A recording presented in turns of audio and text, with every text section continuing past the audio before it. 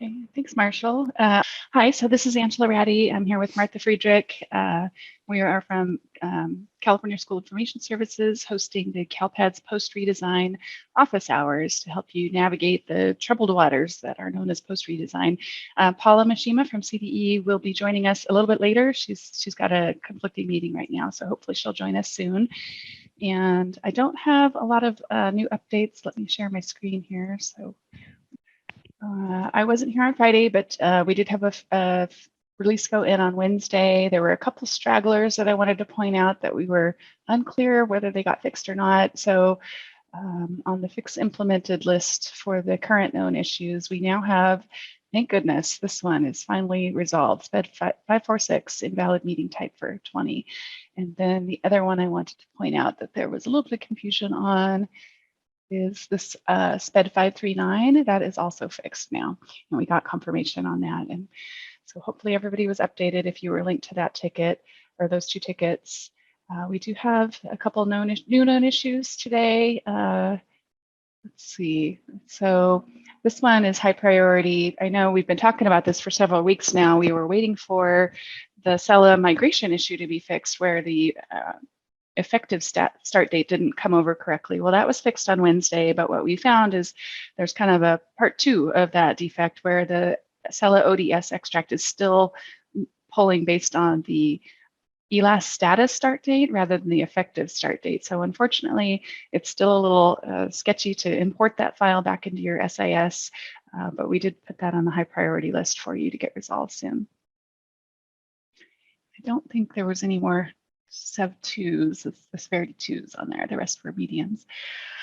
Okay, with that, I'm going to start answering some questions. I think that was it for my updates. Martha, do you have anything before we get started? I do not. We have a secondary student who recently got suspended and is pending expulsion. Our administrator at the district office is placing the student out independent study program, but the expulsion hearing has not taken place yet. Do we continue to mark the student as suspended in the independent study program? Alex, do you know if we have a note or a FAQ on that one? It's tricky though, because they got suspended pending an expulsion. So they're put in another school because they got suspended, but the expulsion hearing has not taken place yet. I have an FAQ up on the screen. That answers it. Is the question, should the student still be considered suspended as terms of duration days? Because they mentioned that they're in the independent study program now. So they're back receiving their schoolwork, but they're not in the normal program setting. So I wonder if that was the question. So in the school that they got suspended from, they continue to be suspended pending the expulsion, but then they've moved on to another school where they're in independent study, right? Is that what you're saying, Nate? Yeah, I think that's what at the bottom it says, do we continue to mark the student as suspended, as to say no longer considered suspended because they're in the independent study, or because they've changed to independent study, is that still considered suspension? I think that's the question. Yeah, and I think it's going to require a ticket, Cindy. You are making us dust off the cobwebs on very detailed business rules. Yeah, the next question, I was going to say something similar. Russ has a similar question, and I unfortunately do not have my head in EOI at all. I've been completely focused on post-redesign. So hopefully one of my teammates can help us out. If not, we'll get a ticket in there for you. So Russ's question is, if a student was suspended, but that suspension resulted in an expulsion, would we report out both the suspension and the expulsion, or just the expulsion? Both. Do you know if we have an FAQ on that one, Nate? I think it's in the data guide. I'll try to dig it up. Okay, if I thanks. recall correctly, it's you report the suspension pending expulsion, and then you report the expulsion because they want to know about the suspension as well. And after we split out, right, the file, now in the SIRS, we report all the different results. Right, that rings a bell. It's coming back. Thanks, guys. So we would probably have that in the data population of the STAS. Is that a good place too, Nate, to refresh people's memory on how to report that? Data population for incident. Yes. SIRS and soft and sync, STIRS and soft. Wow. Okay. Eugenie, question one. One of our districts received error IVR 116 on her SEDS from SACE. I see that this error is on the known issues. Can you inform me on what's going on with this error? Let's take a look. That was on the SSRV. So was it on the SSRV? And so the background on this one, Eugenie, is that the SSRV, the services record, actually did post, but it also had an error, and that's not a normal combination that we see. Usually, it's supposed to fail the entire file. So that one is marked as a high, but the data did get in. And that's all I can tell you about that one. Okay, Karen, Q1, about a week ago or so ago, I was able to remove an incorrect CELA TBD in CALPADS for 2 new students. They should have been EO per their home language survey. I deleted them. They posted all was good. TOMS even reflected the EO status a few days later. Now the students are back to listing in the TBD in CALPADS in TOMS. The TBD is there with the same start date as the EO record. That is still there too. How do I remove the incorrect TBD record? I've tried deleting an OM and it posts with no errors, but it is still listed. The home language survey was English for 3 of the 4 questions. Newer staff didn't understand how to read the form. So I think my question to you would be, did they get sent over to TOMS as TBD? But I agree with you, Karen, you should be able to delete that TBD record. And so if you could, I would like a ticket on, it looks like you're deleting and it says successful, but it's not going away. And we can dig into that one for you. And perhaps, Karen, why the TBD came back is because when we did the fix on the CELA data conversion, we may have reintroduced that. I don't know. That's interesting, Martha. Interesting theory. I would have thought they would have caught that. Maybe not. Okay, I see you have a Q2. We'll come back to you if we have time. Fabiola, hello. Do you have an ETA for the fixed implementation of IVR 9 and GER5? You need to be a little more specific on the GER5, Fabiola, because it is across file types. So I know for sure we still have some outstanding GER5s on CELA. 009, still on the list of TBD. And I don't know what's coming in the next release. I apologize. I don't have a list from the project manager on that just yet. Jan, Q1, are the ODS extracts still only outputting data from the prior day? For example, if I upload and post a new SCNR, do I still have to wait until the next day to get the SCNR extract out of ODS reflecting current CALPADS data for the students? My understanding is yes. The only exception to that, which has always been the case, is the SSID extract, but all the others, I believe you still have to wait overnight. And does anybody at CAASP disagree with that? I agree with it. So, when we did the redesign, it was on the file submission aspect of things, but generating ODS reports, we still overnight have to copy it to another place because of performance. And so that still is intact. So you do have to wait a day. Okay, Nate, Cindy had some follow-up to her question. I don't know if you have a different answer for her. That was at 3:04. Okay, Madeira Selpa. Question 1, SACE is telling us that the following are not fixed: SPED 546, 375, 434, 539, 538. This is as of 5/13. So what is on the known issues list right now is accurate. So we're up to date as of this morning. The fix implemented at the top of this list. This is available in the footer of CALPADS. If you haven't downloaded it since this morning or last week, go ahead and do that again, and it should be current. So if it says fix implemented, then it is fixed as far as we know. And it could be that SACE put that out early on 5/13, and it was later when we knew that the 546 was fixed. That wasn't until today that we finally verified that it was in production, Martha. So you're right. So on Friday, that SACE would have been correct to say that wasn't working because that reflected what was on the known issues. Okay, Chuck, question 1, what submissions are safe to make? Can SACE SPED submissions be made now? Yes, I believe there might be still a few SPED errors out there, but the bulk of them, I believe the ones that were most common, Chuck, are resolved. And if you run into something and you're not sure, you can verify on the known issues here and see if it's still outstanding. Just somebody's initials here, BT. When can I start fixing it if the student is still in the middle of testing in TOMS? And what is the process this time around? note we got from CDE or you got from CDE was to not resolve the mid if the student is in the middle of testing, unless there was for some reason you need to adopt an incoming SPED record for a student with disabilities. So hold off until testing is complete. Okay, Brenna, I think we just gave your update on SPED reporting errors. Check the known issues. There are a few that were fixed and updated today. They were fixed last week, but it was unclear whether or not they made it in. So they are in the system. Linda, we have a student that was evaluated and qualified for special ed in another district near the end of April. Student is now enrolled with our district, but because transactions are not going up to CALPADS, is not showing as a student with disabilities. We therefore cannot give TOMS accommodations appropriately. Which entity do I need to contact to rectify this situation, and in what format do I make that contact? Thanks for your help. Linda, I would say try one more time today, just to make sure that all the known issues that are resolved as fix implemented are fixed. And then if you still have an error, contact the CALPADS service desk with the SSID and the job ID, and we'll do what we can to help you. Maria, question 1, we have a student that was a no-show at the beginning of the school year, yet the student is showing up in CAASP as test now completed. How can I fix this?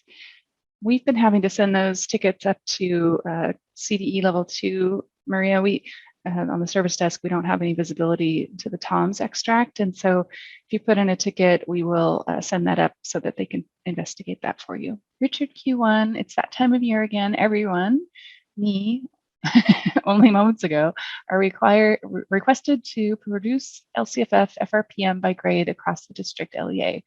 It would be a really good thing to have this in the reports. And I understand there's 47 million other things going on with higher priority right now, but how can we, all CALPADS LEAs, request this one report, which would produce FRPM by grade with LCFF criteria? Another deluxe question not pertaining to the current migration, brought to you by Acme Anvils. Let's see about that. Is there anything that would help you? Sure. So I thought the 1.5 did an aggregate at the district level by grade. It does not include all the LCFF components like foster and direct cert, I don't believe. I'm checking here if you're following my screen, Richard, but I think you're right. I don't think there is a report. Although maybe 1.18 ODS or 1.17. 1.17 doesn't have grade, or does it? Maybe in a filter, I don't know. 1.17 doesn't, but 1.18 does have grade level as a column. So it's got it as a filter on 1.17, Richard. So you'd have to run it however many grade level times, or run it as 1.18 and do a pivot table. So in terms of getting something like that in the backlog, that would have to be a enhancement request if you wanted to put in a ticket. But again, like you noted, it might be a while before we get to that. Maybe BT has a follow-up to the mid-merge. Was that message from CDE an email or a flash about resolving mids? It was email, right? I think so. And it came alongside what ETS was saying, right? Oh, is it on the ETS board? Uh-huh. Yeah. The first one, information. I'll put that in chat for you, BT. Hey, Terry, question 1. I'm not sure if this falls under known issue 6017. We have a new student that finished the initial ELPAC on 5/4, and we have his test. We've been waiting for him to be eligible for the summative. It's been 12 days. The gal we talked to at TOMS said it was a CALPADS issue. They sent the EL status, but CALPADS hasn't posted it. I think this came up last Friday, and we were told it should only take about a day after test completion. Is this a known issue? Yeah, so 6017 is resolved. It's not automated, and so there on that site I just brought up, there's a schedule of how frequently things are being turned around. Although you're asking about the other direction, about TOMS to CALPADS. So maybe we can come back to that question once Paula joins. And I think ultimately, Terry, though, we should have a ticket in the SSID so that we can, follow up more carefully. Okay, Kay has a response to Richard that her requester was satisfied with report 1.4 with grade aggregate count selected. It was for the CFO for the auditors. Eldrick, if it turns out the SNIDs are two different students, can we resolve them as a weight or weight as recommended? If they're two different, it's okay to mark them as different. It's when they're merging the two, when you have to combine them, that they're asking you to hold off. So go ahead, go forward, Eldrick. Hey, Judy, the wrong language was recorded for an EL student. What is the process to follow to correct it? That's stairs, isn't it? But it's Alex? that whole combination though, because it's not super easy, right? There's two different STARS requests that need to happen. But because we have so many issues with updating CELA records, my advice would be to first start with updating the TBD record in CALPADS. But what that means is that you have to remove the TBD record and recreate it with the correct primary language. Once you get past that step, then you can submit a STARS request for a reset, which would then delete the EL record from CALPADS. And once that EL record is deleted from CALPADS, then you submit a subsequent STARS request for a restore. And the restore will send back the EL record with the appropriate primary language based on the TBD record you created. Don't we about the doing the STARS process somewhere? I thought Brandy has brought up the document before that kind of, or you, Alex, that kind of outlined the steps. It's an internal document we created. I don't think we've published it. Okay. And Judy's following up on that it's the wrong language came from a previous district, and this is a student transferring in. So should it be fixed by the previous district or by Judy? Well, it has to be fixed in CALPADS first. So the previous district would need to fix the TBD record because they're the owners of the CELA record. But they're already marked as ELAS or EL. Yeah, then the current district would submit the STARS requests and get that process going. But that TBD record needs to be updated.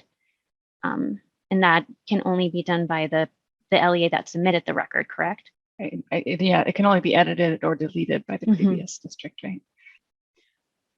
Richard, you marked it as a Q2, but it's really a follow-up. So your 1.17, you've done it by grade level, but it'd be nice to have just another report that you didn't have to filter out by grade. So I would try the 1.18 next time and see if you could just do a pivot table from that. Alex says the grade level is listed there.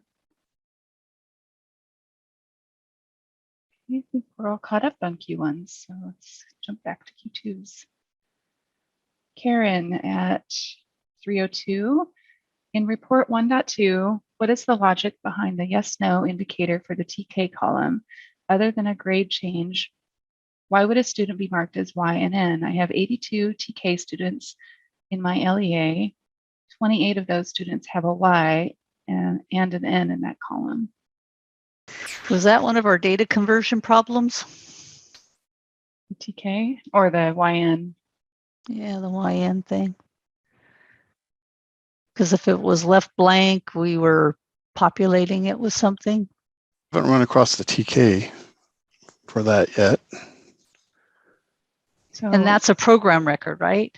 To say that they're a TK, so it's a program record. Right. yeah, I'm not sure what I understand. You have a Y and an N in that column. Yeah, I mean, I'm Either. looking at a 1.2 right now for ABC Unified, and they just have N's or Y's, but not both. Karen, I would verify that the 82 that you're expecting to see the TK yes for on 1.2, make sure they have a program record of 185. Hopefully that helps. I wonder if it was left blank, and so the system, I'm just guessing, why a Y and an N would show up. It's kind of like we just put both in there for that field. I'm interested in knowing what you find out there. That's Karen, right? Yeah, Karen. Okay. She replied at the bottom saying that they were listed twice. So one has a Y and one has an N. Oh, I two wonder- different records. Yeah. Yeah, I wonder if it's related seen to that that before. academic year. Oh, issue. education service year. Yeah. Where That's what we So- thought, huh, Gary? That it was. Yeah. we have seen dupes coming in, Karen, and the developers are aware that if they know they have to do a cleanup on that. The education service year duplication, or Is that what this one is? I think that's Gary? it, that one, yeah. Yes. So even though that's the bug, one of the results of that bug is that you send up another SPRG record identical to that, and we populate it as blank, right? And so you end up one with a education service year record and one without. So you have duplicates in the system is causing that. So Karen, that might be something we have to clean up on our end. So hang tight on that. Haven't got quite to the cleanups just yet. Still working on the inputs validations. Okay, Maria has a Q2. She's got 911. SIRS looks like a typo, maybe 509 in this. Is this a known issue? I'm not sure how or why to clear this if it is not a known issue. I want to say 509 is probably what you're saying. So I'm checking the known issues here. So we have one on 507. Don't see one on 509. Couple on 507. So if you need help troubleshooting that, if you've gone through the error list and you don't understand why it's happening, could be you found a new bug, or it could be that it's legitimate and we can help you troubleshoot it. Okay, at 323, Nate, which question were you answering? I think the question was referring to if a student had multiple results, the suspension and an expulsion. There's a reference on page 60 of the data guide that describes an extreme circumstance of basically you would report both a suspension and the expulsion. And if the student was arrested as well, you would report the third outcome as well. And that was the data guide. What page, Nate? 68. Yeah. And then I think the very first question that was asking with regards to independent study and the student being suspended, the page 71 provides the definition of what is in the suspension. And the second paragraph, of course, I could only put so much on the chat, so I would encourage whoever asked the question to look at page 71. It says education section code 48925 section D, suspensions do not include reassignment to another education program or class at the same school where the pupil will receive ongoing instruction for the length of the day prescribed by the governing board. So there's multiple conditions. I don't want to read them all. I'm no expert. You can submit a ticket, but there is verbiage that perhaps you can parse through to determine whether or not the time and independent study should be included in the suspension days. Appreciate that, Nate. Karen is following up on her question about the duplication on 1.2, if she should put in a ticket or not. I would say keep an eye on 6105, Karen, and once we get that cleaned up, I hope the 1.2 issue clears. If not, then we can get a ticket from you and take a look. And in what appears to be a record since we did the launch of post redesign, we have answered all Q1s and Q2s before 3:30 p.m. It's interesting when I look at Buckeye's SPRG, she hasn't been successful in posting it yet because of some, errors. You might have to adjust the date, Martha, on the view submission status screen. Karen was in there early on, so she might have got something in April. Coming back to do some more, huh? Yeah. All right, and then a new Q1 from Shelley. This will probably need to be a ticket, but I wanted to ask here first. We have a student that started with my LEA in 2009 as a kinder, and we coded her as English only. She then transferred to another LEA, and they tested her and determined EL. Whoops, I shouldn't have done that. 6 months later, she came back to my LEA and has been there since, but we did not know she was changed to EL today. We have, I believe, the ELAS issue. We are how the discrepancy was discovered. Now TOMS is expecting her to take the ELPAC, and we are scrambling. What would Brandy say, Martha? They shouldn't. She's got a complicated answer for that one, right? Where technically they shouldn't have taken that again. Yeah, and I think that, you have to get it well documented for them to, alter it on the back end if possible. I mean, you have to have good justification. Hers is kind of an immediate thing, though. She, if they were expecting her to take the ELPAC. There's probably a lot of students that, once we did the data conversion, that they realized, oh, they needed to test, and now you have to scramble to get them tested. I think, you know, you do the best that you can. And if it ends up, if you only have a day left of testing, it's an impossible feat, because I don't think that you're able to extend your testing window. And that's why many LEAs are speaking to the department about the percentage rate that the feds have established. And so that's why they're very frustrated.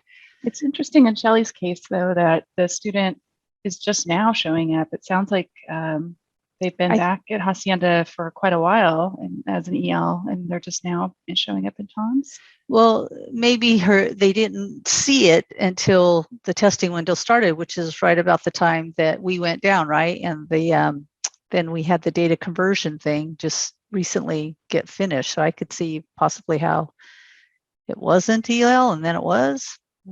Right, but then if it was the sorting issue, that should be resolved. So Shelley, I would ask if you had checked today, just to double check that if it was the sorting issue, if they are now not showing up as English learner. And a student from back in 2009, that was definitely before they would have been a part of the data conversion, because they would have had the older seller records with the effective date not matching the start date. Yeah, I agree with you, Shelley. It's strange that they're having to test her and when she hasn't had to take it for so long. I think a ticket is probably good, and we can confer with CDE. I don't know if Paula has joined yet to see what to do with that one. School ends on Thursday, she says. Yikes. Yes, Paula hasn't joined yet, but Okay, thanks, Marshall. on office hours recording 5/2/22, I did send out that document. There's an area in there. I put the beginning of the area in the chat where Brandy discusses something similar to that. I can't have it all. I mean, I can't go through it all, but there's an area where she talks about one is planned for new and transfer students since 4/6/22. Another one is let's see, the ELPAC testing, retired SSID is sent to TOMS, SSID mids through mid-process. How will TOMS handle this? There's a whole area. I vaguely remember her talking about a scenario similar to what we're talking about right now within that area. So that may be worth a quick listening in that area if you go back to the 5/2/22 office hours recording and start with that up at the top of 14 minutes 02. Brandy starts discussing the steps for the stairs request. Okay, Yadira Q1 for SPRG 82. I only get 3 SSIDs with the error, so I removed the SSIDs with program 122. Linked to I think there's a known issue on that. I reload the same file with these without those SSIDs, and then I get 98 GER5s help. Well, 2 parts to your question, Yadira. I believe you're talking about the updates had this information I'm going to pull up here, where we've learned that, there's 2 steps in the validation. And so it is entirely possible to get one set of errors on your first run, fix those, send it back through, and get a second set of errors. So they're calling them internal file validations versus comparative. And comparative would be ownership, because it's making sure that your enrollment is active. But GER5, I'm pretty sure we have some known issues on. So check and see if you have your membership code populated on any of those records. That will cause this IVR to trigger. If you take it out for some reason, you don't get that error. So that might be a quick workaround for you. Eva, problem with report 1.2 enrollment primary status student list. It has been a problem before the redesign. All students in special education column are listed as N. Can you please let me know why this happens? I don't know off the top of my head, but Eva, I will tell you that ODS reports are way down on our list for the most part. They're eventually going to get retired, and so the messaging we have from higher ups is don't put a lot of emphasis on those. I can check and see here for you. Probably when we converted from the program record 144 to the SPED record, and we have not gone back and updated some of the ODS reports to look in a new place for the special education flag. they did for that scenario, and I'm not seeing it on the known issues list. EL, but not SPED. So if you would like us to create a known issue, Eva, you can put in a ticket and give an example SSID for us to review. I have one going on. Oh, you do? On Thanks, that. Alex. I haven't sent it up yet though, but Thank you. Let us know when it goes up. See if you have time, if you could see if it's the same in staging. That would be helpful.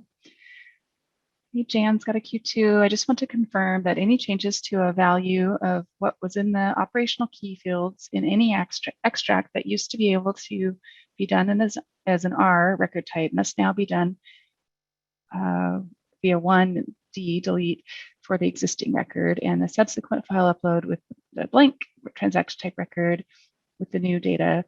Will this will be okay? And even if the delete record is for only the only record in CALPADS, even for the SCNR.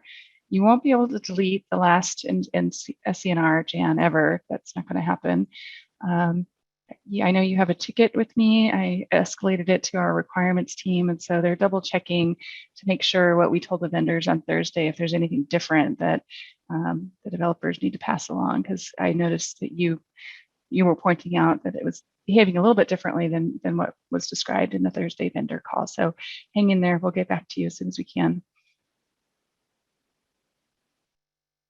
Hey, Nancy Brace, Q1, a student was an N470 code this year, but has a homeless record that cannot be deleted.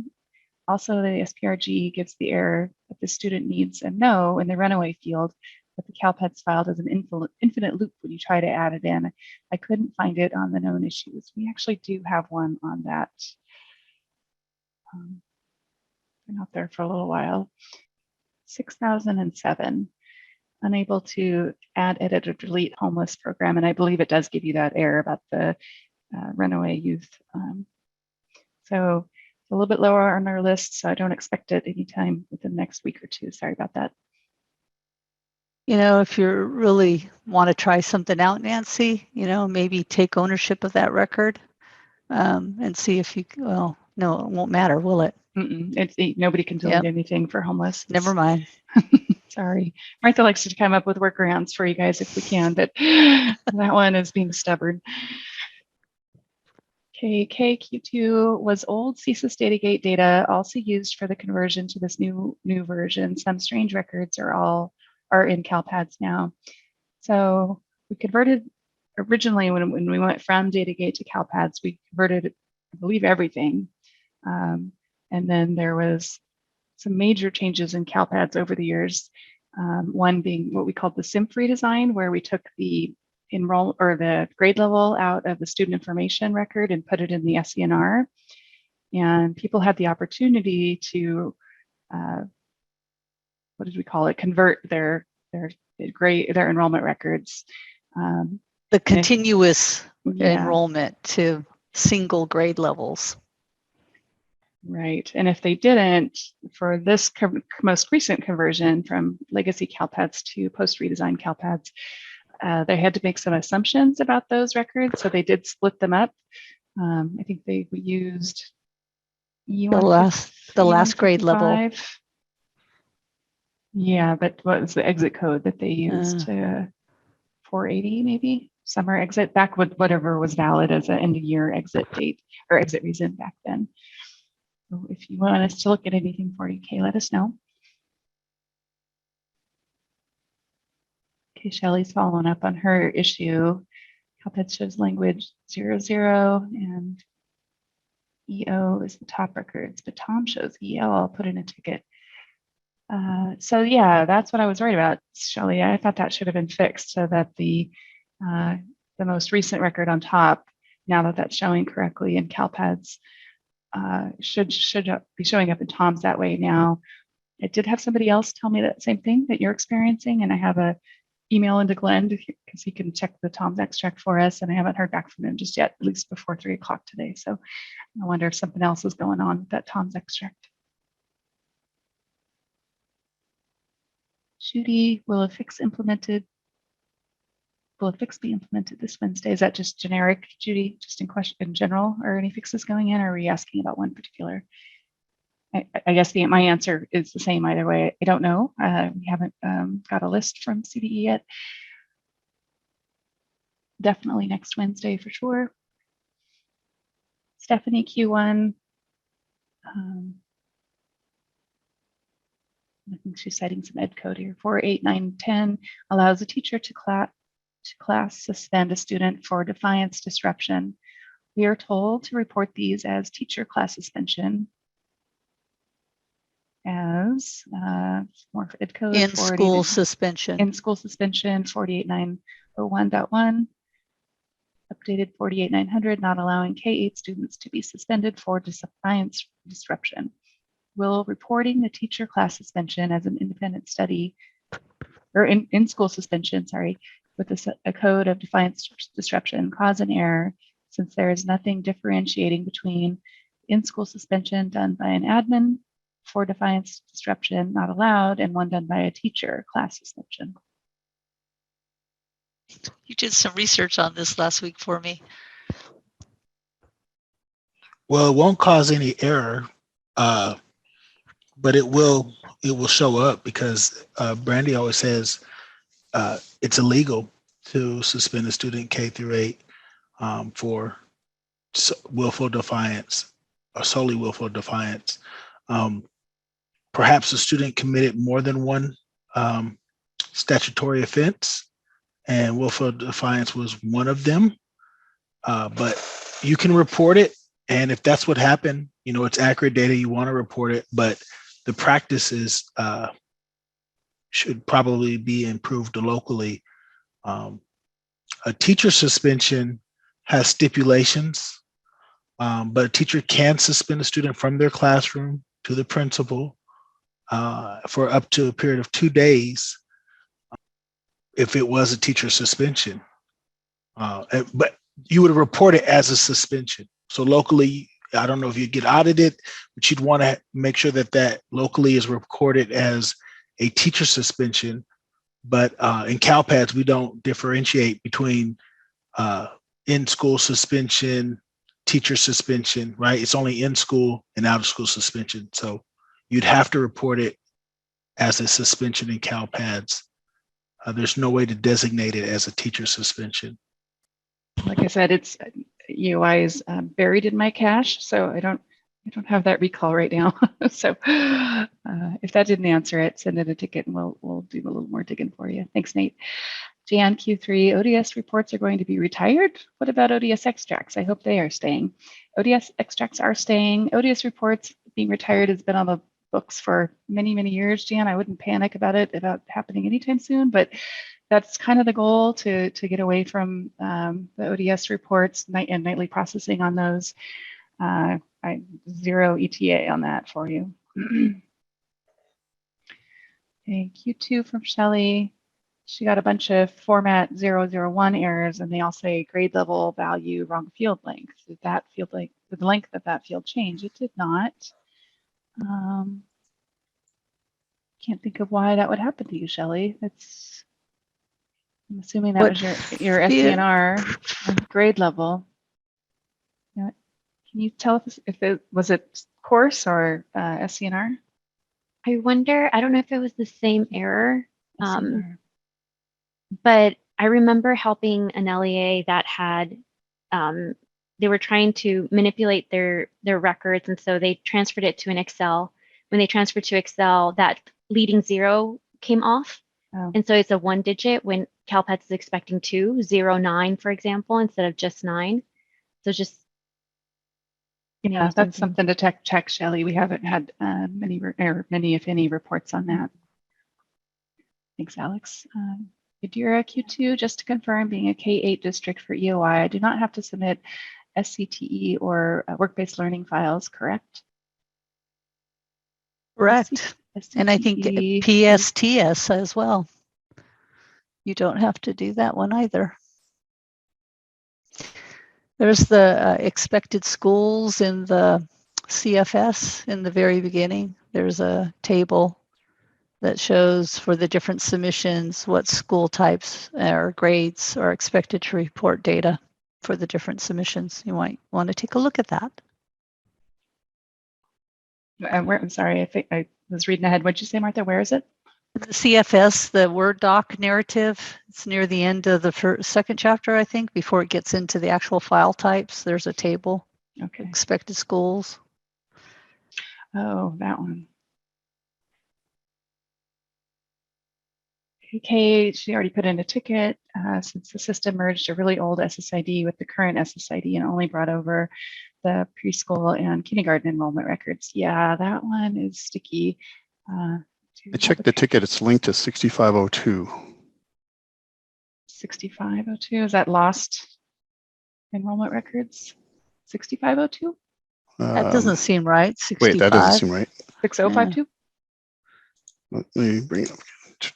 6052, I'm sorry. Dyslexia. Yeah, 6052. That's the one you logged, Gary, where we lost it. It's not, and it's not a consistent behavior. We heard from the developer on that one this morning that they're targeting to have that fix in testing by Friday. So a fix for next Wednesday.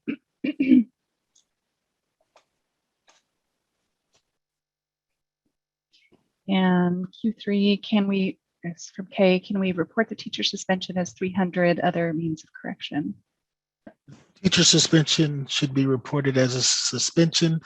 The funny thing is, I was looking it up after we answered the question, and the status portion of the data guide references teacher suspension as in-school suspensions in terms of days, but you can relate that to a teacher suspension being an in-school suspension. Either way, a teacher suspension is a suspension, not an other means of correction. So what's the code? Do you have the code on that one? 110. 110. Okay, thanks. Okay, Kara, we have a format 01 error for school code for infants, wrong field length, but it is the correct code and length. No error for the student pre-K 2 through 12 with same school code.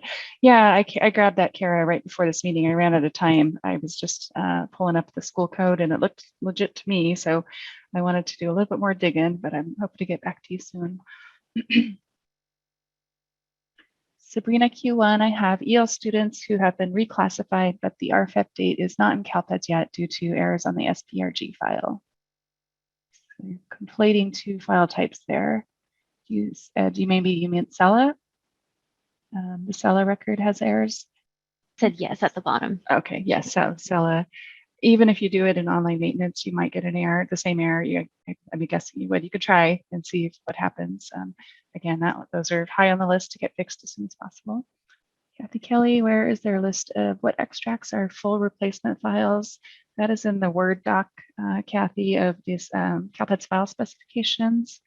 And it is under section 1.3. I'm sorry, I'm trying to pull that in, but for some reason, Zoom is not letting me. Is she referring to the file type processing? Yes. It's the second link that I posted. You took a copy of that and put it in the user manual, Kyron? Yes, it's under the file upload one. But just a fair warning that the file processing requires further updating. It does, yeah. So Kathy is a vendor, and so we should be updating you soon as requirements get this updated. But this is the table. It starts on page 39.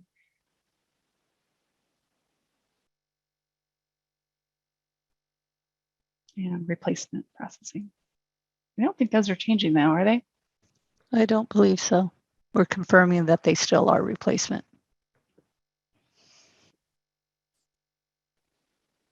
So, versus effective. Even aren't some of them effective, like the SIMP? There's 3 types of processing. yeah, staff and SIMF or effective date. Marshall, somebody is saying that the Q&A doc is blank for her. The one that she just downloaded. Let me check it. Eldrick has a tip for Shelley. You might have a space in front or after the code. I've experienced a couple ones where, since the redesign on the SSID number and migrant ID, open your file with Notepad and see if you would see the space.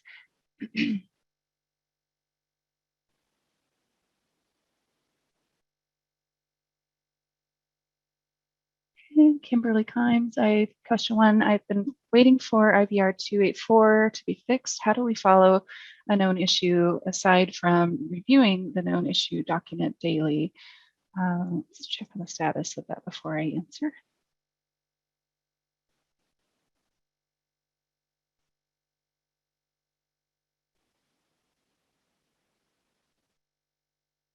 Okay. If you don't already have a ticket in, you can ask it to be linked to that problem so that you will get a notification when it's updated.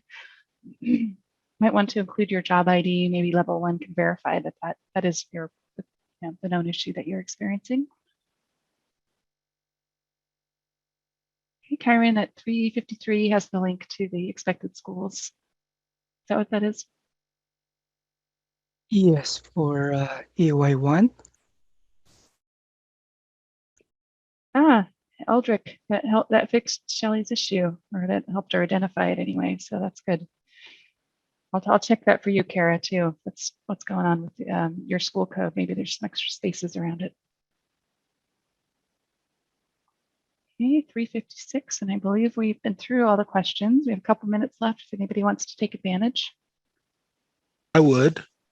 So the code sets for code 110 does specifically state at the very last sentence that teacher suspensions would fall under in-school suspensions.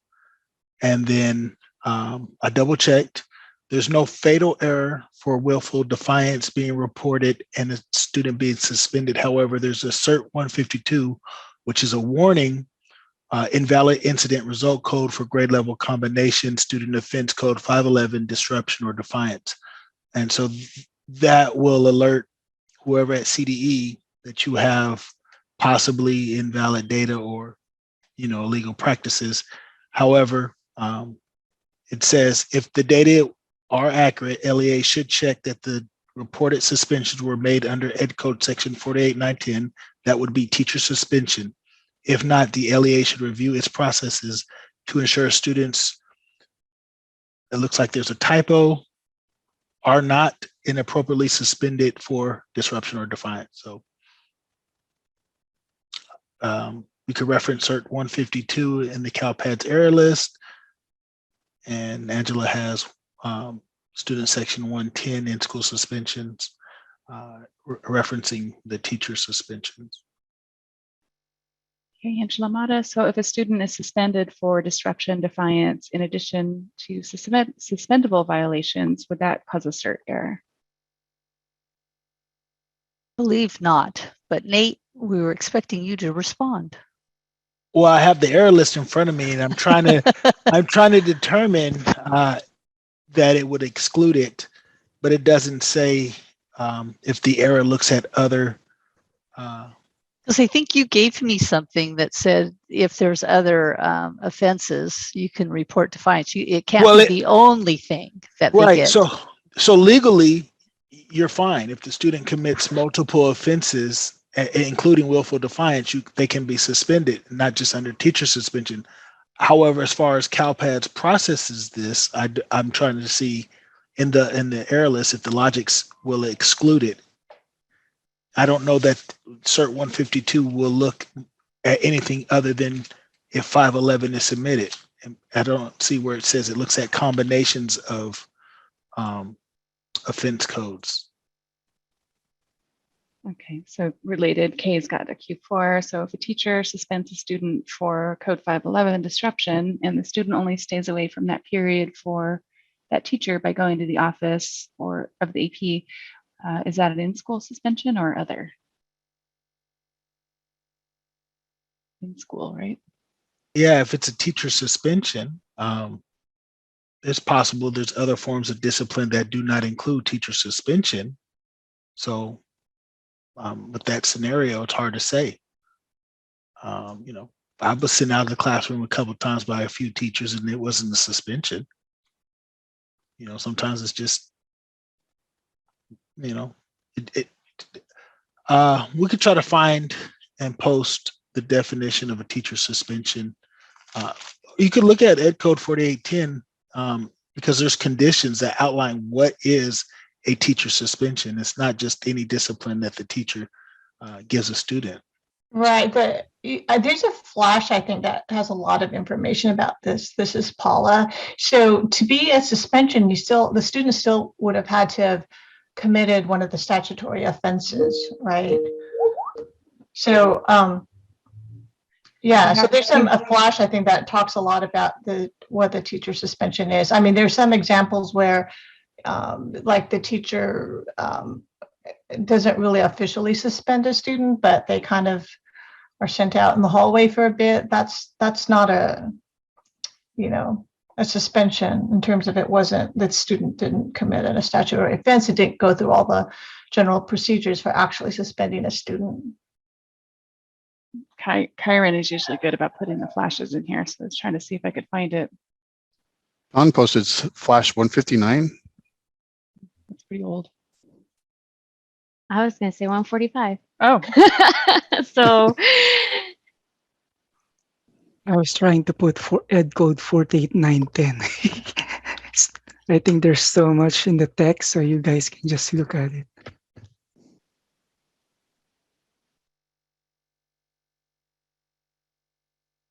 oh, this is right when we did the splitting of the discipline file.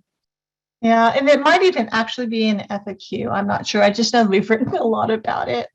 So there's basically an exemption in statute that allows a teacher to suspend a student and not like a principal or superintendent. And so it's that's what, when they talk about a teacher suspension, that's what it's referring to. And mostly it's referred to because teachers are actually allowed to not expel, but suspend certain age students for the defiance or the K offense. Otherwise, you know, kids can't be expelled. I think grades K through 3 might have been extended to 8 can't be suspended for it either, except a teacher through a teacher suspension. So if you have a specific question, maybe just submit it to the CALPADS office and we can respond that way, or service desk ticket, and it can get escalated to us. Okay, well, you joined at a good time, Paula. We are at the end of the hour. I know. Do you have any news for anybody that I tried to start off with these calls with any updates that we have? So if anything from the CDA side that you're aware of? No, not that I'm aware of. So Angela, I think it was the third question that had to do with the TOMS and receiving data from TOMS into CALPADS. I thought we were doing that nightly. Coming from TOMS into CALPADS? For SELA, for the ELAS? Yes. Yeah, Yes. That's supposed to be nightly. That's back on track, supposedly. So if it doesn't appear to be being so, you need to probably send in a ticket. But anyone who took the initial ELPAC, and once they complete it, all the sections and a status is determined, it comes right over from ETS to CALPADS. Okay, cases, thank you. And I think with that, we're going to call it. We will be back here on Wednesday for our regular scheduled Q&A, but also any questions on post redesign you may have. Have a wonderful afternoon. Thanks, Paula. Thanks, Martha. Thanks, Nate, Alex, everybody for chipping in today. Appreciate your help. Have a great afternoon. Thanks. Bye.